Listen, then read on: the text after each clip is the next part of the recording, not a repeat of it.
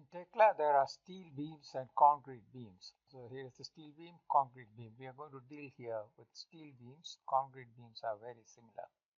To create a beam, first we have to set the properties of the beam. So you put your mouse on that, double click, and the properties come up.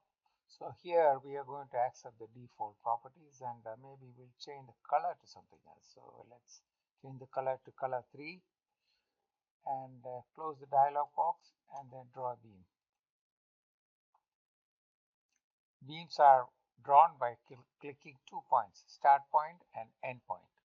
If you click on the beam, you see two handles. One is the start handle, the other one is the end handle. There's something wrong with my graphics screen. Normally the start handle will be yellow in color and the end handle will be pink in color. Also, when you click the beam, you can see this dimension here.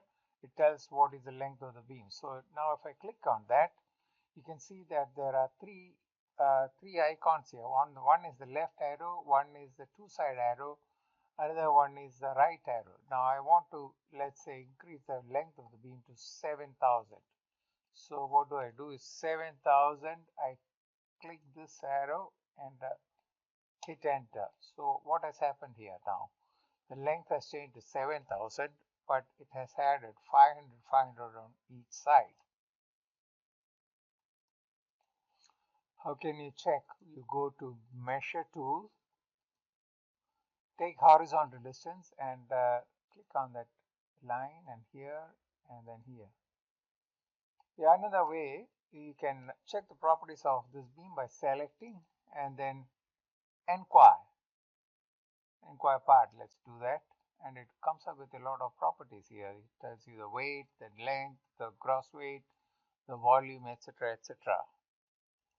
Now let's increase the length to 9,000, but this time we are going to increase only to the right hand side. Just watch out how the length changes. I'm going to click on this one and then hit enter, and it has increased to that side only. Let me double click this beam and bring up the properties dialog box. This is the properties dialog box. Now let us examine the various fields which is available in the properties dialog box. One is the name. You can put whatever you want, but be careful as to what you put, because this has an impact on various things. You can impact the numbering, you can use these names to select things, you can filter out. Profile is generally decided by the engineer, and if you look at the member schedule, it will probably give you a type of profile to be used, and you will have to use that profile. Material is again generally some profiles in Australia come only in certain material grade. You have to use that, but also the member schedule will give you the material grade. Class is basically a color, and it is used quite extensively to identify various type of beams and to put filters on that. Let us change that to, let's say, yellow, and then click on this modify, and you can see that the beam color has changed. I'm selecting that one again, and numbering, we'll come to that later. Now on plane, let's look at that one. That's a very important thing. I switched to the plan view by Control P, and this was the first point and the second point on the other side. Now on plane, it says middle. So what does that mean? That means in this view where I click from left to right, this was the first point, and the beam profile is drawn with the clicked line at the center plane. You can see that the beam is central to the line where I clicked. We will deal with the rotation a bit later. Let's look at depth. The depth again, it depends on the view plane and your coordinate system, what you're using. We'll deal with that a bit later, but at this stage you can see that this is where I picked, and the profile drawn is drawn behind because it was put, this was selected as behind. If I change this value, let's say 0, instead of that let me put as 100, and modify. You can see now the beam is drawn 100 meters, 100 millimeters below my peak point. Let me put that as a 0 again. Modify, so it has come back to 0. Now let me put that as minus 100. Modify. The same thing applies to the middle also. Say if I put, now it is 0, let me put 100 and then modify. You can see that beam moves around in relation to your peak point. This was the peak point. You can see basically a line, and this section is swept through the line based on all these parameters. Rotation, let's deal with that now. To understand rotation might take a little bit of a time. Every profile, if you look at this profile, it comes with a picture and all these dimensions, what are each dimensions like.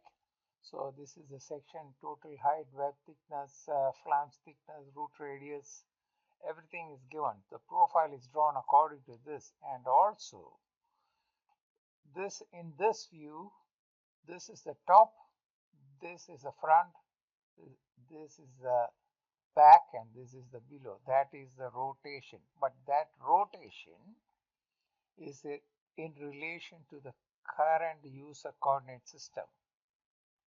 So this rotation is now top.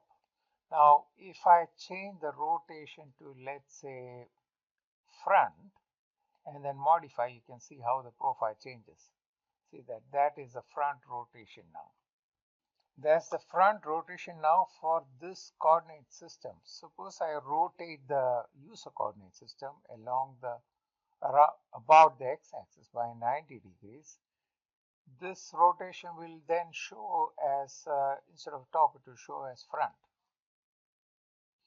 You will have to experiment with that to understand very well. It is important that you understand, because you will be otherwise struggling to put members, and sometimes you will wonder why drawings are not coming properly. So you should understand this one extremely well. Again, class, you can put whatever class you want, but generally in modeling practice you will use certain colors for existing beams, and the new beams are used different colors. That depends on the company you are working and what standards you are following.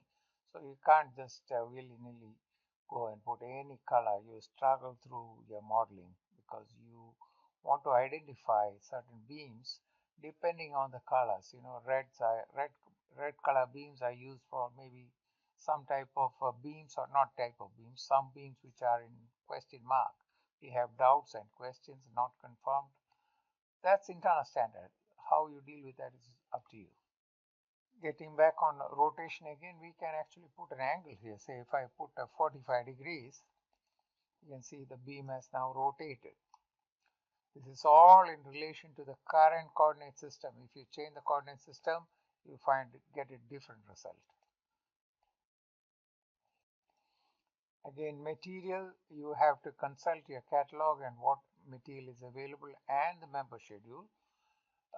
You will find that a lot of times they give in the member schedule, they will nominate certain material, but you can't buy that material. So that becomes what we call a request for RF, request for information. You must know as a detailer what are the standard materials which are available, and use that to your advantage. And when somebody specifies something else, you should be able to query that.